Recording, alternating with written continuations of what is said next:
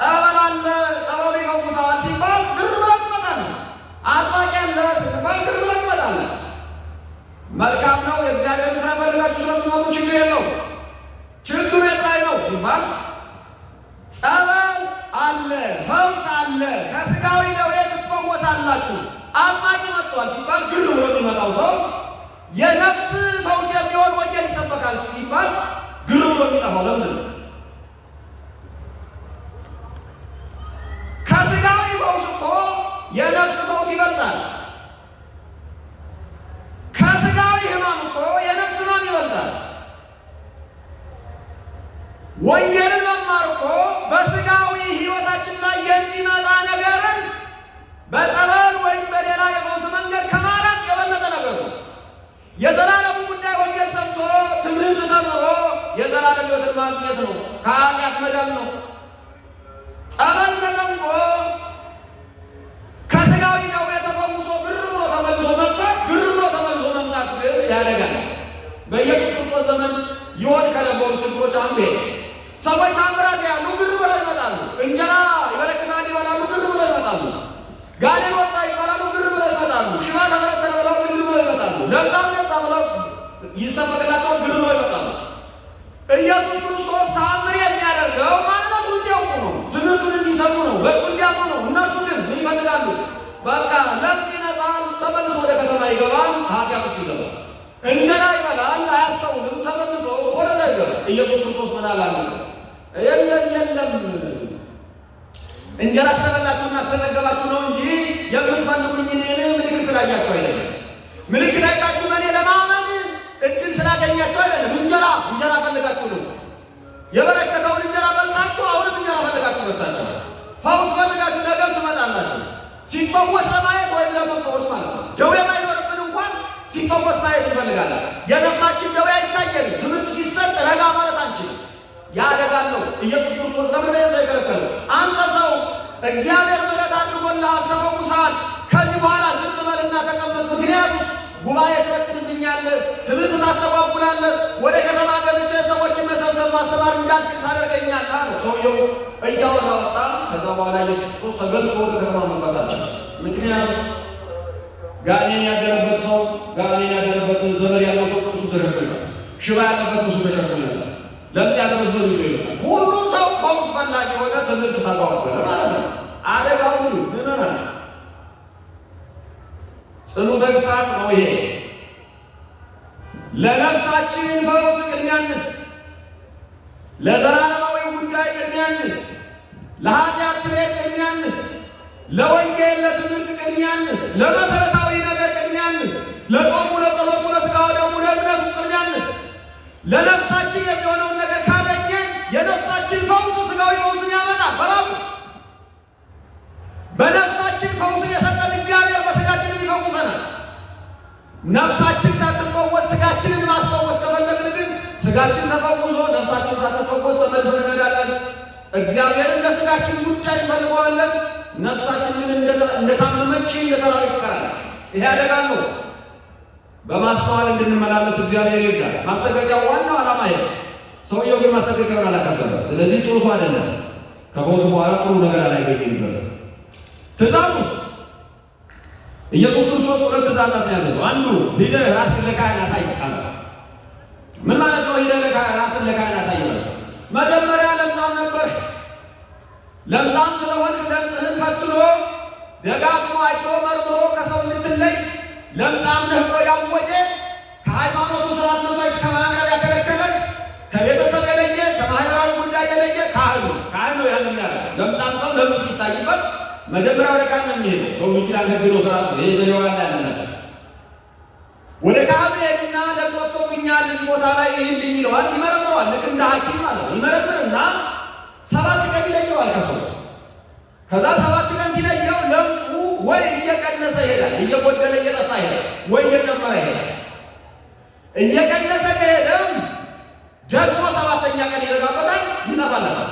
እየጨመረ ከሄደም ደግሞ 7ኛ ቀን 7 ቀን ይዘጋበታል። 14 ቀን ሲሆን እየጨመረ ከሄደ ከዛ በኋላ ይለየዋል፣ ይታወጃል ማለት ነው። ከመስዋዕት ይለያል፣ ከቤተሰብ ይለያል፣ ከማህበራዊ ይለያል ማለት ነው። ይሄ ስራ የወንድ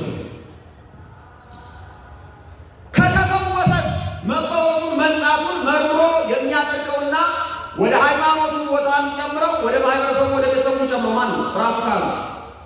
ሲፈወስ ለምጻሙ ሰው ከደሙ ሲነጻ ተመልሶ ካህኑ ይሄድና ራሱን ለካህን ያሳያል፣ ይመረምረዋል። ልክ አሁን ለካህን እንደምንናዘዘው መንጻታችንን ቀኖና መፈጸማችንን ጨርሰን ቀኖናዬን ጨርሻለሁ፣ እግዚአብሔርን አምኛለሁ፣ ኃጢአቴን ተናዝዣለሁ፣ አልቅሻለሁ፣ ሥጋው ደግሞ ያስፈልገኛል፣ አባቴ ወደ ሥጋው ደግሞ ያቅርቡኝ ብሎ ዛሬ የተነሳ እንደሚያቀርበው በተመሳሳይ መንገድ ያኔ ከለምጹ ነጽቻለሁ መርምረኝ ብሎ ለካህን ራሱን ያሳያል። ካህኑ ይመረምርና በእውነት መንጻቱን አረጋገጠ። መስዋዕት አለ። መስዋዕት እንዲያቀርብ የመንጻት መስዋዕት እንዲያቀርብ ይፈቅድለታል። መስዋዕቱን ያቀርብና ከዛ በኋላ በአደባባይ እንደዚህ አውደ ምሕረት እንደምንለው ሕዝብ በተሰበሰበበት ይሄ ሰው ለምጻም ነበረ፣ ተለይቶ ነበረ፣ አሁን ወደ ሃይማኖቱ ወደ ማህበረሰቡ ተመልሷል፣ ከዚህ በኋላ ንጹሕ ነው ብሎ ያውጅለታል። ልክ አሁን ካህን ሥጋው ደግሞ እንዲቀበል እንደሚያቀርበው ማለት ከዛ በኋላ ከኃጢአቱ ንጹሕ ነው ይሄ ሰው ማለት ምዕመን ነው ማለት ነው። ማንኛውም ምዕመን ይህን ሰው አክብሮ መቀበል አለበት ማለት ልክ እንደዚያ ያስገባል። ሂድና ራስህን ለካህን አሳይ የሚለው ለዚህ ዓላማው ማለት ነው። ሁለተኛው ትእዛዝ መባ አቅርብ የሚል መባውን እንዲያቀርብ የፈለገበት ዓላማ ምንድን ነው ሲባል አንደኛው በብሉይ ኪዳን ሕግ መሰረት ሰውየው መንጻቱን ካህኑ ካረጋገጠለት ካህኑ መልሶ የብሉይ ኪዳን ሕግ መሰረት ወደ ሕግ ይጨምረዋል። መስዋዕቱ ተቀባይነት አግኝቷል፣ ይጨምራል። ሁለተኛውን ግን ኢየሱስ ክርስቶስ በግልጽ የተናገረው ነው። ይሄው ምስክር እንዲሆንባቸው ምስክር እንዲሆንባቸው ማለት ነው። ጌታችን ኢየሱስ ክርስቶስ ለምጽ አያነጻም፣ አጋንንትን አያስወጣም፣ ድውይ አይፈውስም፣ ሙት አያስነሳም ማለት አይችልም። ለምን? ለምጻም የነበረ ሰው ኢየሱስ ክርስቶስ ለምጹን አንጽቶት ተረጋግጦ በካህን ተመርምሮ ልክ ነው ከለምጽ ነጽተሃል፣ ስለዚህ መስዋዕቱን ተቀብለናል ሲሉት ይሄ ይሆናል ማለት ነው። ማስረጃ ይሆናል። ምን አይነት ማስረጃ? ኢየሱስ ክርስቶስ ለምጻምን እንዳነጻ ታምራት እንዳደረገ ማስረጃ ይሆናል። ማስረጃ ከሆነ ለምጽ ባነጻው፣ ድውይ በፈወሰው፣ ሙት ባስነሳው፣ ታምራትን ባደረገው በእርሱ ለምን አላመናችሁም ተብሎ ምስክር ይሆንባቸዋል። ማስረጃ ይሆንባቸዋል ማለት ነው። ስለዚህ ለእነሱም በእኔ እመኑ የሚለውን መልዕክት እያስተላለፋቸው ለምጽ አንጽቼላችኋለሁ፣ እናንተም መርምራችሁ መስዋዕቱን ተቀብላችኋል፣ መንጻቱን አረጋግጣችኋል፣ በመንጻቱ እርግጠኞች ናችሁ፣ መስዋዕት በመቀበል አረጋግጣችኋል። ለምጽ ያነጻውን ግን ማመን እኔን ማመን ግን አልፈለጋችሁም። ስለዚህ ይፈረድባችኋል፣ ምስክር ይገባችኋል፣ ማስረጃ ይገባችኋል ሌላቸው ነው ማለት ነው። ለእነርሱ አጌንስት የሆነ ኤቪደንስ ነው ማለት ነው። በክርስቶስ ላለማመናቸው ምክንያት እያሳጣቸው ነው ማለት ነው። ምስክር እያቀረበላቸው ነው ማለት ነው።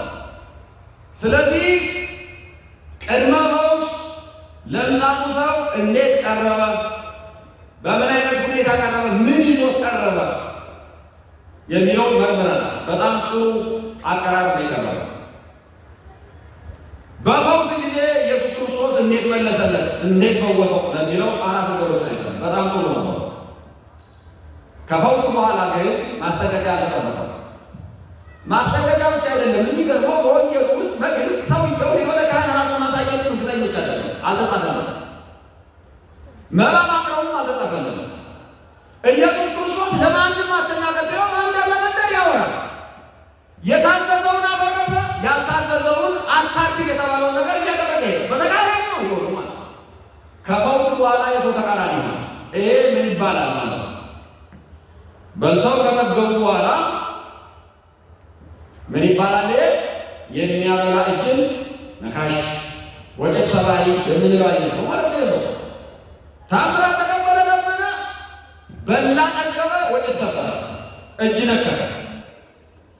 የክርስቶስን ትክክለኛ በሆነ መንገድ ሲመጣ ቆይቶ ተንከራከረ። ይህ ምን ያስረዳናል? ሁልጊዜ ቤተሰቦች አለ መጠበቅ አለበት። ወደ እግዚአብሔር ስንቀርብ ትሑት ሆነን አምነን ቀርበን አንሰን ቀርበን እግዚአብሔር ሲራራልን ተቀብለን ወጥተን ከጠፋን ሕይወታችን የበለጠ ይጎዳል። ይሄንን በደንብ አስተውሉ። እግዚአብሔር ከፈወሰን በኋላ ከጠፋን ቀድሞ ከነበረው በላይ ፍርድ አለብን። ደግማችሁ አትበድሉ፣ ደግማችሁ አትሳቱ፣ ደግማችሁ ከዛ በላይ ቀድሞ ከነበረው በላይ ይፈረድባቸዋል የሚለው የክርስቶስ ቃል አለ። ወንዝ ዳግመ ይታብስ ከዚህ በኋላ ደግሞ አትበድል፣ እንዝ ዳግመ ይታብስ ከዚህ በኋላ ደግሞ አትበድል የሚለው ይሄን ሰው ተጠለቀ የሚሆነ አይነት ነው። ነገር ግን በደለ። ሌሎችም ብዙዎች በድለዋል። ብዙ ጊዜ ትምህርት ነው ነፍስን የሚለውጣት። ይሄንን እንደው በዚህ ላሳደረ ትምህርት ነው ነፍስን የሚያስተካክል። ትምህርት ነው የህይወት መሰረት የሚሆነው። ታምራት አይተን ላንለወጥ እንችላለን። ታምራት አይተን ፈውስ ፈልገን መጥተን ፈውሱ ላይ ለውጠን ይችላል። የተደረገልን ስጋዊ ፈውስ ከስጋዊ ደዌ መዳናችን መንፈሳዊ ፈውስ ላይ ያመጣልን ይችላል። ነፍሳችን ላትፈወስ ትችላለች። ኃጢአት አብሮ ሊቀጥል ይችላል። እግዚአብሔርን የምናሳዝንበት መንገድ ከመሰረቱ ላይ ሊለወጥ ይችላል። ስለዚህ ለነፍሳችን ቅድሚያ እንስጥ፣ ለትምህርት ቅድሚያ እንስጥ፣ ለኃጢአት ቅድሚያ እንስጥ። ትምህርት ካልለወጠን ታምራት አይተን ጋኔን ሲወጣ አይተን ሽባ ሲተረተር አይተን ለጥ ሲነጻ አይተን ሙት ሲነሳ አይተን ልንለወጥ አንችልም። ታምራት በቂ አይደለም። እንደዚህ አይነት ስፈታ እንደሰጥ ያለ ታምር ማየት በቂ አይደለም። ታምር ሲደረግልን እሱ ታምሩ በቂ አይደለም። በትምህርት ካላደገ፣ በትምህርት ፍጹም ካልሆነ፣ በትምህርት ካልጸናን፣ በትምህርት ሙሉ ካልሆነ በታምር ብቻ ሕይወት አይለወጥም። ያ ቢሆን ኢየሱስ ክርስቶስ ሰው ሆኖ ባልሞተ ነበረ። ከሰማይ ሆኖ ታምር እያደረገ ነገሮችን ማስተካከል ነበር። ነገር ግን አልሆነ። ስለዚህ ትምህርት የነፍሳችን ጉዳይ የኃጢአት ጉዳይ ቅድሚያ ይሰጣል። ስጋዊ ፈውስ አግኝተን መንፈሳዊ ፈውስ ከቀረብን ነፍሳችን ሳትፈወስ ከቀረች አደጋው ይቀጥላል። ያውም የዘላለም ጉዳት ያመጣል።